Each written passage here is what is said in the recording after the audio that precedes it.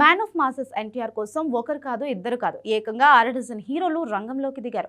మలయాళ star Tovino Thomas నిజానికి Munnur మురళితో pan India లెవెల్లో star అయిపోయాడు. తెలుగులో తన సినిమాలకు భారీ డిమాండ్ ఉండడంతో చాలా ఆఫర్లే అందుకున్నాడు. కానీ ఒక్కటంటే ఒక్కటి సైన్ చేయలేదు. విచిత్రం ఏంటంటే అదే హీరో ఇప్పుడు మ్యాన్ ఆఫ్ మాసెస్ ఎన్టీఆర్ కోసం విలన్ రోల్ చేస్తున్నాడు.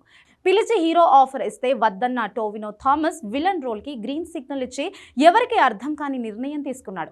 అంతగా డ్రాగన్లో తన పాత్ర తనకి నచ్చిందా? ఎన్టీఆర్ కోసమే తను రంగంలోకి దిగాడా? ఇంకా ఎన్టీఆర్ కోసం విలనిజం చూపిస్తున్న ఆ పంచ పాండవులెవరు? Have a look.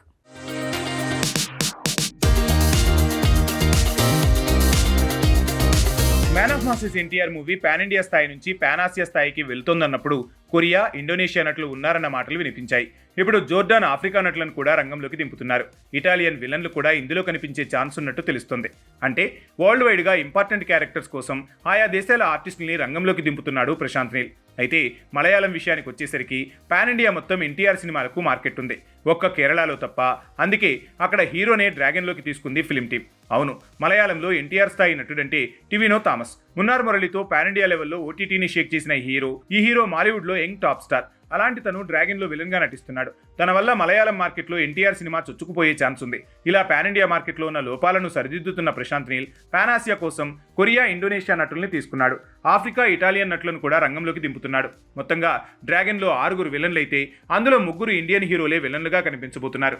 Anil Kapoor ముందు తండ్రి అన్నారు, కానీ తనే మెయిన్ విలన్ అని తెలుస్తోంది. టివినో థామస్ తన కొడుగ్గా కనిపించబోతున్నాడు.